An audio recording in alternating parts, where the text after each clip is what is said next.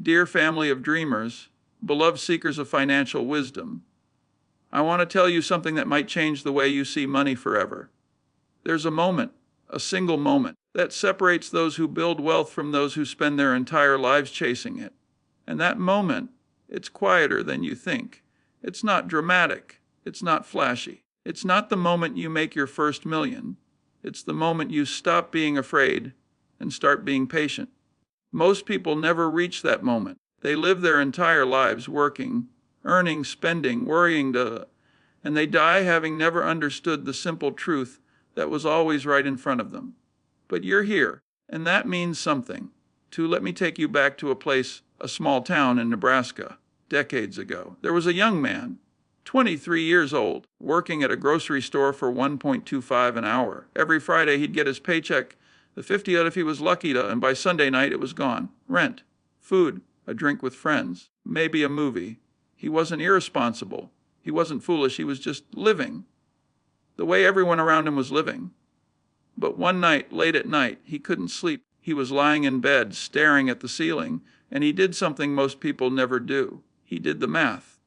If he kept working at that grocery store, if he got the standard raises, if everything went perfectly, by the time he was 65, he'd have earned about $400 in his lifetime, and he'd have spent every penny of it. He'd have nothing to show for 2 years of work except memories and worn-out shoes.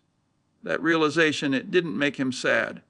It terrified him, because he understood, maybe for the first time in his life, that earning money and building wealth are two completely different things. Now, that young man, he started asking questions, not to financial advisors. He couldn't afford financial advisors, not to wealthy people. He didn't know any wealthy people. He asked questions to books, to newspapers, to annual reports he found at the library. And slowly, very slowly, he began to understand something. The wealthy don't work for money. They make money work for them. That sounds simple, doesn't it? Almost cliché. But think about what it really means. When you work for money, you trade your time, your energy, or your life for dollars. And when you stop working, the dollars stop coming. But when money works for you, when you own assets that generate income while you sleep, when you own pieces of businesses that earn profits 24 hours a day, you've broken the fundamental equation that keeps most people poor. That young man, he saved $40 from his next paycheck. It nearly killed him to do it. He ate ramen for a week. He walked to work instead of taking the bus. He said no to the movie, to the drink, to the things that made life feel a little less hard. But he saved $40. And then he did something that everyone told him was crazy. He bought stock, one share of a company. He didn't even fully understand what the company did, but he'd read that it paid dividends, that it had been in business for 50 years, that it was solid. That one share cost him $38. With fees, it was exactly $40. 3 months later, he received a check in the mail, 67 cents. 67 cents in dividends. And that 67 cents, it changed his life. Not because it was a lot of money. It wasn't. But because he didn't work for it. He owned something, and that something paid him. While he was sleeping, while he was working, while he was eating ramen and walking to work. That ownership, that tiny sliver of a business worked for him. And in that moment, he understood the first rule of investing. Test rule number 1, you must own things that grow in value while you sleep. Let me say that again, because this is so important. You must own things that grow in value while you sleep. Not things that make you feel rich. Not things that impress your neighbors. Not things that depreciate the moment you buy them. Things that grow. Assets, businesses. Pieces of companies that are serving customers, earning profits, creating value every single day, whether you're paying attention or not. This is the fundamental difference between poor thinking and wealthy thinking. Poor thinking says, I earned $3,000 this month, I can spend $3,000 this month. Wealthy thinking says, I earned $3,000 this month, I'm going to live on $2,500 and invest $500 in assets that will earn money for me forever. One person is trading time for money. The other person is building a money-generating machine. And over 10 years, 20 years, 30 years, the difference becomes almost incomprehensible. Let me tell you about 2 brothers. We'll call them Michael and David. They both started working at age 25. Both earned the same salary, about $45,000 a year. Michael spent what he earned. He wasn't extravagant. He just lived. Nice apartment, decent car, vacations once a year. He enjoyed his 20s and 30s. David lived differently. He lived in a smaller apartment, drove an older car, said no to most of the trips. And every single month, without fail, he invested $500, just $500, into dividend-paying stocks, into real estate investment trusts. Nothing fancy, nothing complicated, just consistent month after month, year after year. Michael had $8,000 in savings and about $15,000 in credit card debt. David had $97 in investments. By age 45, Michael was starting to panic. He had maybe $30,000 saved. Retirement felt impossible. David had $342,000, and it was growing faster than he could contribute to it, because the investments he made at 25 were now throwing off dividends, earning interest, compounding. By age 55, Michael was resigned to working until 70. Maybe longer. David retired. He had $1.1 million in investments, generating about $45,000 a year in passive income. Same starting point, same salary, different rules. Michael worked for money his entire life. David made money work for him. Toot now. I know what some of you are thinking. I don't have $500 a month to invest. I can barely pay my bills. I understand. I truly do. But here's what I need you to hear. It's not about the amount, it's about the habit. That young man who bought one share of stock for $40, he didn't have $500 a month either, but he had $40 once. And then he had $40 again the next month. And then $50 the month after that. The amount doesn't matter at the beginning. What matters is that you start. What matters is that you break the pattern of earning and spending, earning and spending, earning and spending. What matters is that you begin to see yourself not as a consumer of dollars, but as a builder of assets. Let me share something with you that nobody wants to admit. The biggest barrier to building wealth isn't lack of money, it's lack of patience. We live in a world of instant gratification, instant coffee, instant streaming, instant delivery. We've been trained to expect instant results. And so when someone starts investing, when they put $100,000 into the stock market and 3 months later it's worth a 980, they panic. This isn't working. Investing is a scam. The market is rigged. And they sell. They take their 980 and they go back to their old habits, earning and spending, earning and spending. And they never understand that they were 3 months into a journey that takes decades. They were trying to pick fruit from a tree they planted last week. Here's what I've learned watching thousands of investors over many decades. The people who get rich from investing, the ones who actually build meaningful wealth, they're not the smartest people. They're not the ones with the best stock picks. They're not the ones who can predict the market. They're the ones who can sit still. They're the ones who can watch their portfolio drop 30% in a crash and not sell. They're the ones who can see a stock they own go down 15% and buy more. They're the ones who understand that wealth is built in decades, not days. This is rule number 2. This is rule number 2. Time is more powerful than timing. You see, let me tell you about a woman named Sarah. Sarah started investing when she was 32. She wasn't wealthy. She was a school teacher making $38 a year. But she read a book, and that book explained something simple. If you invest $200 a month starting at age 32, and you earn an average return of 8% per year, which is slightly below the historical average of the stock market, by age 67, you'll have about $428,000. But if you wait until you're 42 to start just 10 years later, investing that same $200 a month at that same 8% return, you'll have about $186,000. 10 years of waiting cost her $242,000, not because the investments were different, not because the returns were different, because time is the secret ingredient. Time allows compound interest to work its magic, and compound interest, when you really understand it, is the closest thing to magic that exists in the world of money. Albert Einstein supposedly called compound interest the 8th wonder of the world. And he was right.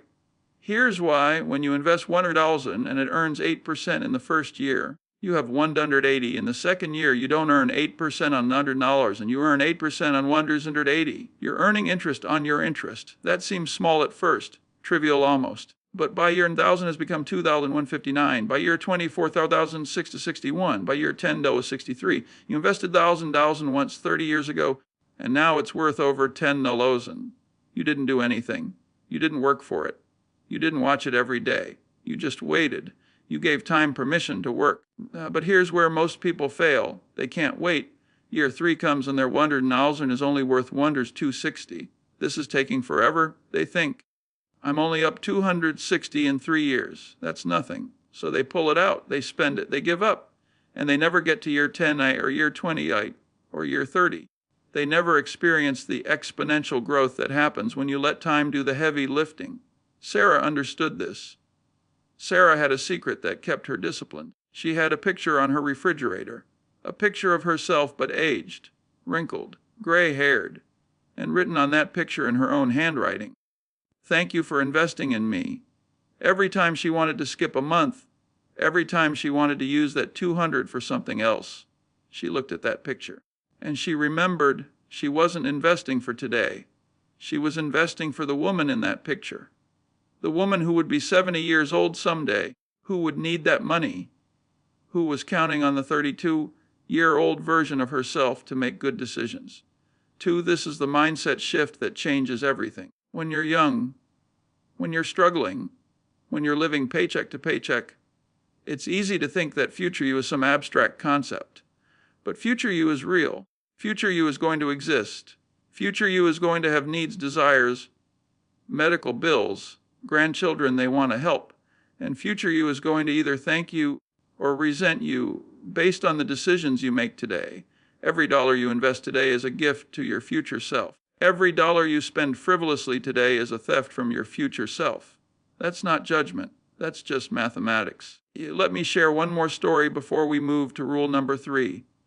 There was a man, an ordinary man, who worked as a janitor his entire life. He never earned more than $25,000 a year. He lived in a small apartment, drove an old car, wore the same coat for 20 years. People felt sorry for him. When he died at age 92, his estate went through probate, and the lawyers discovered something shocking. This janitor, this man everyone pitied, had died with $8 million in investments. $8 million from a man who never earned more than $20,000 a year. How? He invested. From his very first paycheck, he invested 20% of everything he earned. He bought dividend-paying stocks, blue chip companies, boring companies, companies that sold soap and cereal and toothpaste. And he never sold. For 70 years, through wars and depressions and market crashes and booms, he held those stocks. He collected the dividends. He reinvested them. He bought more shares. And time, patient, relentless, unstoppable time, turned his modest savings into generational wealth. When they found his papers, his investment statements, they noticed something. During the 2008 financial crisis, when the market crashed 50%, when everyone was panicking and selling, this 90-year-old janitor, he bought more. He didn't panic. He didn't sell. He understood something that most professional investors never learn. The best time to invest is when everyone else is terrified. The janitor's secret wasn't complicated. It wasn't a special strategy. It wasn't insider information. It wasn't luck. It was something far simpler and far more profound. He understood that the market, this vast, chaotic system of billions of transactions, has one predictable characteristic. It rewards those who show up every single day. Not the ones who show up when it's convenient. Not the ones who show up when the market is soaring. The ones who show up consistently, regardless of what's happening. Let me tell you what happens to most people when they start investing. They start with enthusiasm. They open an account. They buy their first stock or fund. They check it every day. First week, they're up 2%. They feel brilliant. Second week, they're down 3%. They feel nervous. Third week, they're up 1%. They feel confused. By the second month, they're exhausted from the emotional roller coaster. And when the market inevitably has a bad quarter, when their $1,000 becomes $850, they quit. Not because they lost faith in investing, but because they were investing emotionally instead of systematically. Let me ask you something. When you get paid, when that paycheck hits your account, do you debate whether or not to pay your rent? Do you sit there and think, well, rent is expensive this month. Maybe I'll skip it. Maybe I'll wait until next month when I feel like it. Of course not. Rent is automatic. It's non-negotiable. It's a system. So why do so many people treat investing like an optional activity? I'll invest when I have extra money. I'll invest when the market looks good. I'll invest when I understand it better. These are the words of people who will never build wealth, because wealth isn't built in the moments you feel like it. Wealth is built in the system you create that works, whether you feel like it or not. This brings us to rule number 3. And this is the one that most people violate, even when they think they're being smart. Rule number 3, invest automatically, consistently, and without emotion. Let me break this down, because each part is critical. Ours automatically means you don't think about it. You don't decide each month. You don't debate. You set up a system, a transfer from your checking account to your investment account. That happens on the same day every month without you touching it. Consistently means same amount, same schedule every single time. Not 500 one month and others the next. Not hundreds, thousand when you're feeling flush and nothing when you're feeling tight. The same amount, like clockwork. Without emotion means you don't check the market before you invest. You don't wait for dips. You don't try to time it. You invest on your schedule, whether the market is up, down, or sideways. This strategy has a name. It's called dollar cost averaging, and it's the most powerful wealth building tool available to ordinary people. Here's why it works. When you invest the same amount every month, regardless of market conditions, you automatically buy more shares when prices are low and fewer shares when prices are high. You're doing exactly what every expert tells you to do: buy low, sell high, without even trying. Let me show you. Imagine you invest $500 every month in an index fund. In January, the fund costs $50 per share. Your $500 buys you 10 shares. In February, the market drops. The fund costs the $40 per share. Your $500 buys you 12.5 shares. The market recovers. The fund costs $55 per share. Your $500 buys you 9 shares. Over 3 months, you invested $500. You now own 31.5 shares. Your average cost per share of $47.62. But if you'd tried to time the market, if you'd waited for the right moment, if you'd gotten scared in February when prices dropped, you'd own fewer shares at a higher average cost. Dollar cost averaging removes the emotion, removes the guesswork, removes the fear. You just show up every month, same time, same amount, and you let mathematics do the rest. 2 now. I know some of you are thinking, but what if I start investing right before a crash? What if I invest $10 and the market drops 40%? A valid question. Let me tell you about a man named Bob. Bob had the worst market timing in history, literally the worst. Bob started investing in 1973, right before a 48% market crash. He invested $6, and 6 months later his investment was worth $320. Most people would have quit, would have sworn off investing forever. But Bob kept going. He kept investing $500 every month. In 1987, right before Black Monday, the worst single-day crash in history, tens of thousands of the market dropped 22% in one day. Bob's done 10,000 became 700, 800 overnight. Again, most people would have quit. Bob kept going. In 2000, right before the dot-com bubble burst, Bob invested 20,000. The market dropped 49% over the next 2 years. Bob's 20,000 became the 10th 200. And again, Bob kept going. In 2007, right before the financial crisis, Bob invested 30,000. The market dropped 57% over the next 18 months. Bob's 30,000 became 12,900. You see the pattern. Bob had the worst luck in the history of investing. He invested large sums at the exact worst possible times. But Bob kept his system. He never sold. He kept investing $500 every single month, through every crash, through every panic, through every moment when the experts were screaming to get out. By 2013, when Bob retired at age 65, his portfolio was worth $1.1 million. Despite investing at the worst possible times, despite seeing his investments get cut in half multiple times, despite doing everything wrong, according to the market timers, Bob became a millionaire because Bob understood rule number 3. Systems beat emotions every single time. Let me tell you what happens in real life when the market crashes. I've seen this over and over. Decade after decade, the market drops 20%. The news is screaming.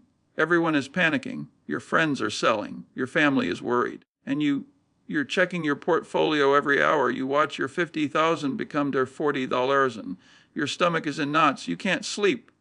You're convinced this time is different, that the market won't recover, that you should sell now before it gets worse. This is the moment. This is the moment that determines your financial future. The people who sell, who lock in their losses, who swear they'll get back in when things calm down, They never do. They sell at the bottom. They sit in cash while the market recovers. And when they finally feel safe enough to invest again, prices are higher than when they sold. They bought high, sold low, lost money, lost faith. But the people who have a system, who have automatic investments set up, who aren't checking their accounts every day, they don't even notice. Or if they notice, they smile. Because their automatic 500 investment just bought 25% more shares than it did last month. The crash isn't destroying them. It's offering them a sale. Pay to, I want to share something personal with you. In 2008, during the financial crisis, I watched people lose everything. Not because the market crashed. The market always crashes eventually. They lost everything because they didn't have a system. They were investing based on feelings, based on hunches, based on what their brother-in-law said at Thanksgiving. When the market was soaring in 2006 and 2007, they were buying excited, confident. When the market crashed in 2008, terrified, convinced it was over. They did exactly the opposite of what they should have done. But I also watched other people, quieter people, people with systems. They kept investing. Their automatic $1,000 a month kept going into their 41, kept buying index funds, kept accumulating shares while everyone else was running for the exits. By 2013, when the market had fully recovered, the panic sellers were still sitting in cash, having missed the entire recovery. The systematic investors had doubled their money. Same market, same crash. Completely different outcomes, the difference. One group had emotions, the other group had systems. So let me give you a practical framework, something you can implement today. First, decide on an amount you can invest every single month without fail. Not an aspirational amount. Not, I'll invest $1,000 when things are good. A guaranteed amount. An amount so reasonable that you'll never have an excuse to skip it. Maybe it's 50 ed. Maybe it's 200. Maybe it's 500. The amount doesn't matter. What matters is that it's consistent and automatic. Second, set up automatic transfers from your checking account to your investment account. The day after you get paid, before you have time to spend it on anything else, that money moves. You never touch it. You never debate it. It just happens. Third, invest in broad, diversified, low-cost index funds, not individual stocks, not crypto, not the hot tip from your coworker. Index funds, boring, reliable, proven index funds that track the entire market. Something like an S&P 500 index fund or a total market index fund. These funds own hundreds or thousands of companies. When you buy one share, you own a piece of the entire economy. You're not betting on one company. You're betting on human progress, on innovation, on the fact that over time businesses create value, and that value flows to owners. Fourth, and this is critical, never look at your account. I'm serious. Check it once a quarter maybe, just to make sure the automatic investments are going through. But don't check it daily. Don't check it when the news is scary. Don't torture yourself watching the numbers go up and down. Because here's what happens when you check constantly. You see red. You panic. You start thinking about selling. Or you see green, you get excited. You start thinking about buying more with money you don't have. Either way, you're making emotional decisions. And emotional decisions in investing are almost always wrong. Let me tell you about a study, one of the most important studies in investment history. Fidelity, the big investment company, did an analysis. They wanted to know which of their accounts had the best performance over a 20-year period. The top performers, the accounts that beat everything, that outperformed hedge funds and professional managers and sophisticated traders. Who do you think they belonged to? Financial experts, former Wall Street traders, people with MBAs. No, the best performing accounts belonged to people who forgot they had them, dead people, and people who forgot their passwords. These accounts were set up decades ago with automatic investments and then never touched, never traded, never adjusted, never panicked and sold. Just automatic deposits, year after year, completely ignored. And they crushed the active traders. They crushed the people who were constantly trying to optimize. Because doing nothing, when you have the right system, is the most powerful strategy in investing. And now, let me address the fear I know some of you are feeling. What if I start now and the market crashes tomorrow? Here's the truth. The market will crash, will. I don't know when. Nobody knows when, but it will happen. maybe next month, maybe in 5 years, maybe in 10, and when it does, your portfolio will drop significantly. You'll see red numbers, big red numbers, and that's okay, because if you're following rule number 3, if you have automatic investments set up, if you're investing consistently without emotion, that crash is your friend. It's offering you a discount. Your 500 that used to buy 10 shares, now it buys 15 shares. You're accumulating ownership in real businesses at sale prices. The only people hurt by crashes are the ones who sell during them. Let me give you a mental framework that might help.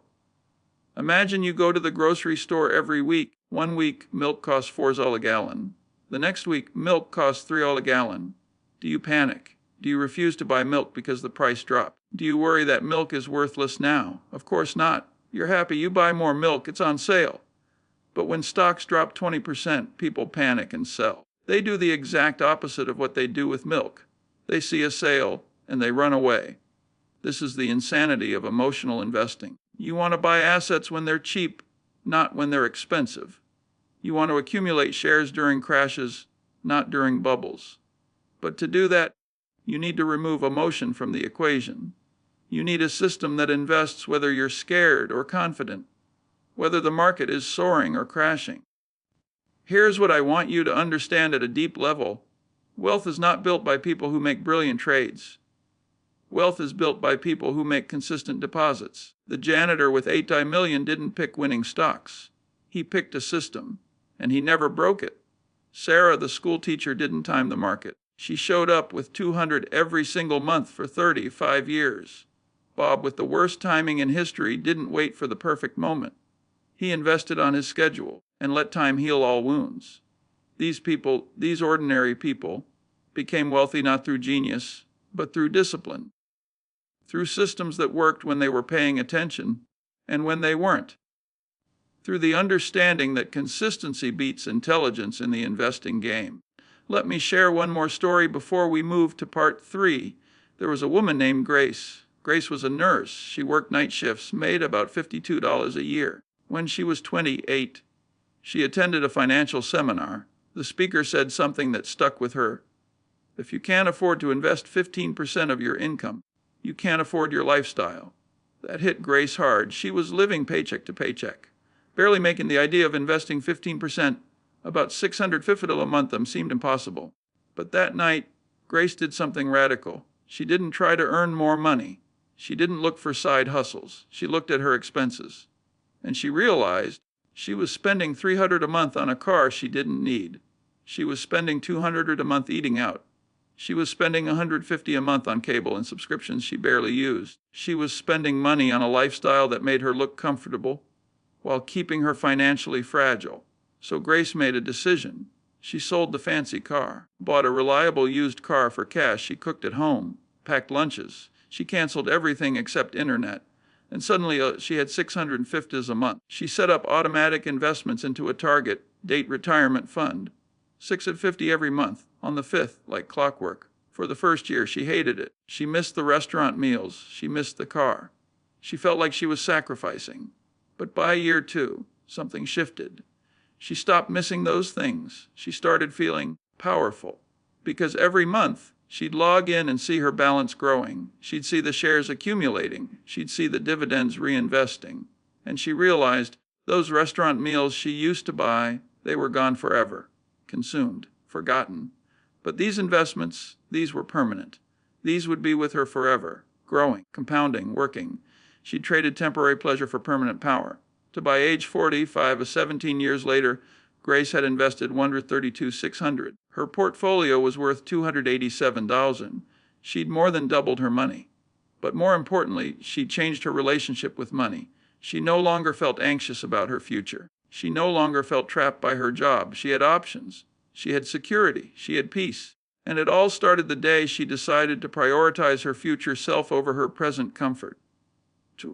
You know what the hardest part of investing is. It's not picking the right stocks. It's not understanding financial statements. It's not predicting the market. The hardest part, the part that stops most people before they even begin, is simply starting. Because starting requires you to admit something uncomfortable.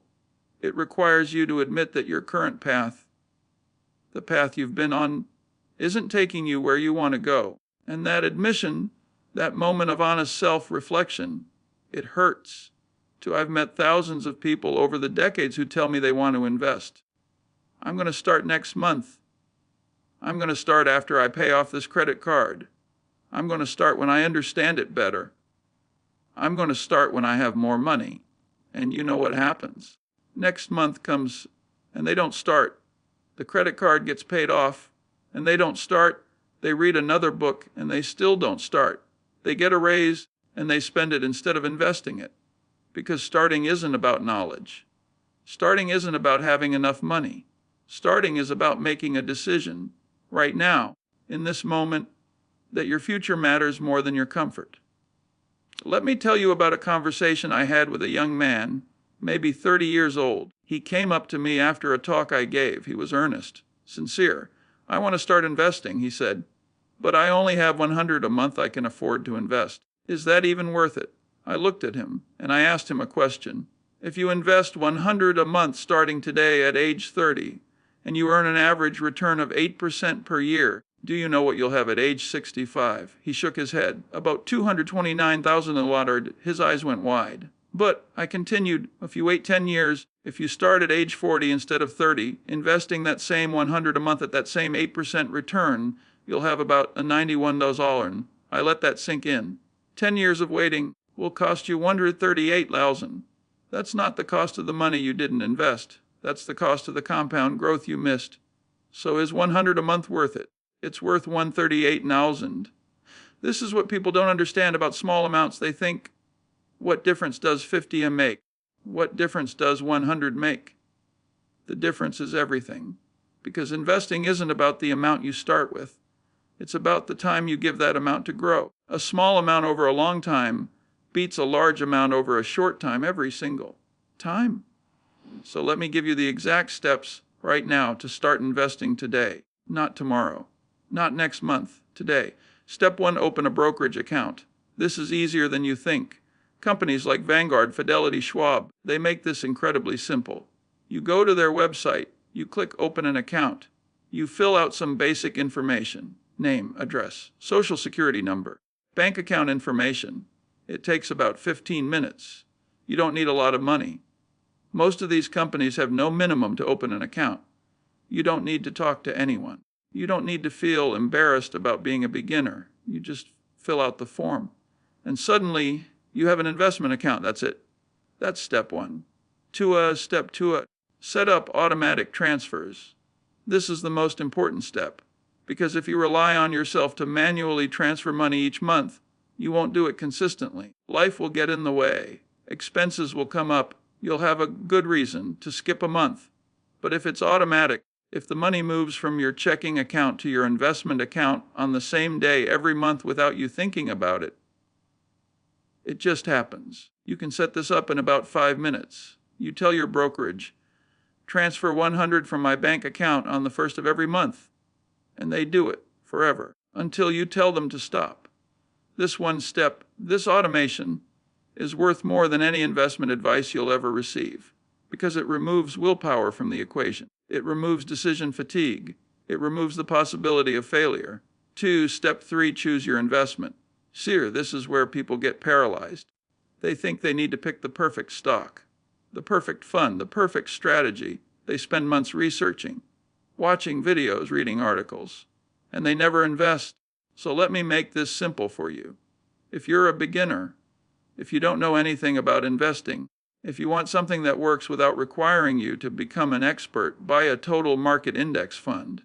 That's it, something like VTSAX at Vanguard or SKX at Fidelity or SWSX at Schwab. These funds own the entire U.S. stock market. When you buy one share, you own a tiny piece of thousands of companies. Apple, Microsoft, Johnson & Johnson, Walmart, Tesla. Small companies you've never heard of. You're not betting on one company succeeding. You're betting that the American economy, that capitalism itself, will continue to grow over time. And historically, over any 20-year period, that bet has always paid off. Not every year, not every decade, but over the long term, consistently, the market goes up. Some of you might be thinking, but what about individual stocks? What about finding the next Amazon, the next Apple? Let me tell you something. I've spent my entire life analyzing businesses, understanding competitive advantages, identifying great companies. And even with all that experience, all that knowledge, all those resources, even I can't consistently pick individual stocks that beat a simple index fund. Because the index fund owns everything. When Amazon succeeds, the index owns it. When the next great company emerges, the index will own it. You don't have to find it. You don't have to pick it. You don't have to be right. You just have to own the whole market and let the winners pull you forward. To a step 4, ignore it, Das. This is the hardest step for most people. You've set up your account. You've automated your investments. You've chosen your fund. Now, walk away. Don't check it every day. Don't refresh your app at lunch. Don't panic when you see red. Don't get excited when you see green. Just live your life. Let the system work. Because here's what I've learned. The more you watch your investments, the worse you do. Every study confirms this. The people who check their portfolios constantly make emotional decisions. They see a 10% drop, they panic and sell. They see a 15% gain. They get greedy and buy more with money they shouldn't invest. They turn investing, which should be boring and systematic, into gambling, which is exciting and destructive. Let me tell you about 2 investors. Both started with 10,000. Both invested in the exact same index fund. Investor checked his account every day. Sometimes multiple times a day he read the news. He worried about crashes. He sold when things looked scary. He bought back in when things felt safe. Investor B set up his investment and forgot about it. He checked it once a year, just to make sure everything was working. He never sold. He never tried to time anything. After 20 years, Investor A had turned his $10,000 into $31,000. Not bad. He tripled his money. Investor B had turned his $10,000 into $67,000. Same starting point, same investment, same time period. But Investor B made twice as much. Why? Because he didn't get in his own way. He didn't sell during the 2008 crash. He didn't panic during the 2020 COVID drop. He just stayed invested. And staying invested, doing nothing, beat the active approach by more than 100%. This is the paradox of investing. The less you do, the better you perform. The more you try, the more you lose. Because the market, over long periods, rewards patience and punishes activity. Every trade costs you money in fees and taxes. Every emotional decision, buying high when you're excited, selling low when you're scared, costs you returns. The people who do best are the ones who set up a system and then walk away, who trust the process instead of trying to outsmart it. And now let me address some fears I know you might have.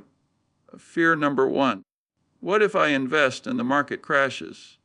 Then you keep investing. Remember Bob, the man with the worst timing in history. He invested right before every major crash and still became a millionaire because he didn't panic, he didn't sell.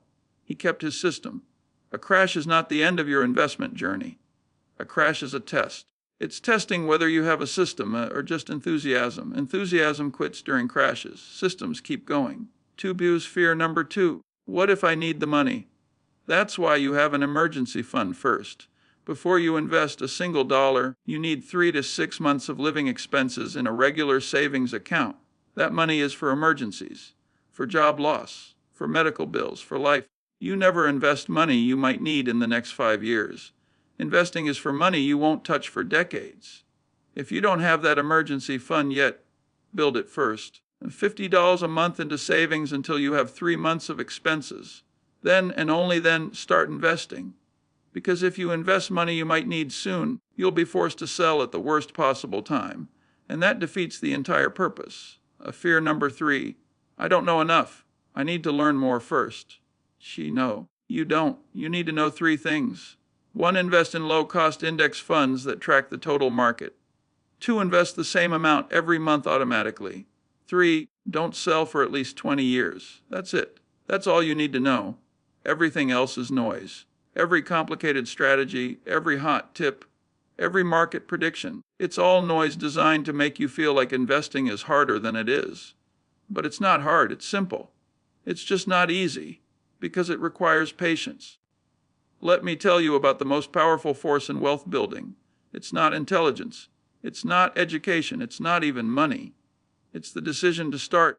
Every wealthy person I've ever known, Every person who built meaningful financial security, they all had one thing in common. They started, not when conditions were perfect, not when they felt ready, not when they had it all figured out. They started and they figured it out along the way. There was a young woman, 24 years old, working retail for minimum wage. She heard about investing. She wanted to start, but she was scared. She had 37 in her bank account after paying bills. She thought, I can't invest with 37. That's not enough. I need to wait until I have more. But then she realized something. If she waited until she had enough, she'd never start. There would always be a reason to wait, a bill, an expense, a want. So she did something radical. She invested $20. She bought a fractional share of an index fund. And the next month she invested $20 again. And the next month, for 2 years, she invested $20 a month. That's $480 total. Then she got a better job. Started investing $100, then $500. By age 35, 11 years later, she had $87,000 in investments. Not because she was rich, not because she had some advantage, because she started with $20 dough when everyone else was waiting to have enough.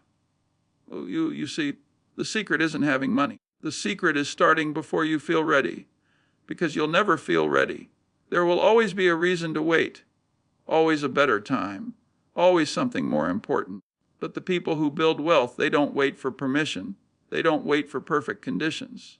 They start with whatever they have, wherever they are, and they trust that starting, even small, is infinitely better than waiting for someday.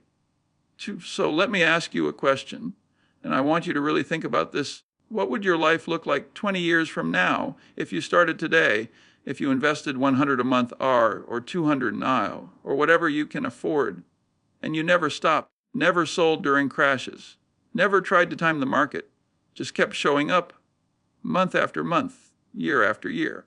What would that person, that future version of you, what would their life look like? Would they have financial stress or financial peace? Would they be trapped in a job they hate or free to make choices? Would they be worried about retirement or confident in their future? The answers to those questions, they're being determined right now by the decision you make today. And now let me ask you the opposite question. What would your life look like 20 years from now if you don't start? If you keep waiting for the perfect time? If you keep telling yourself you'll start next month? If you keep spending everything you earn? What does that future look like? I've seen that future. I've met those people. They're 70 years old, still working, because they can't afford to retire.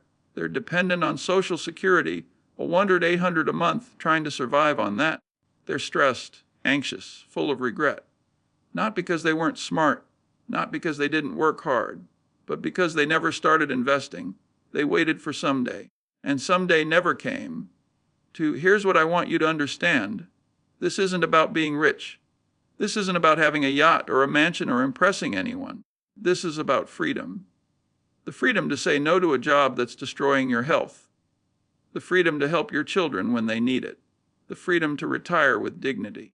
The freedom to make choices based on what you want, not what you can afford. That freedom, it doesn't come from winning the lottery.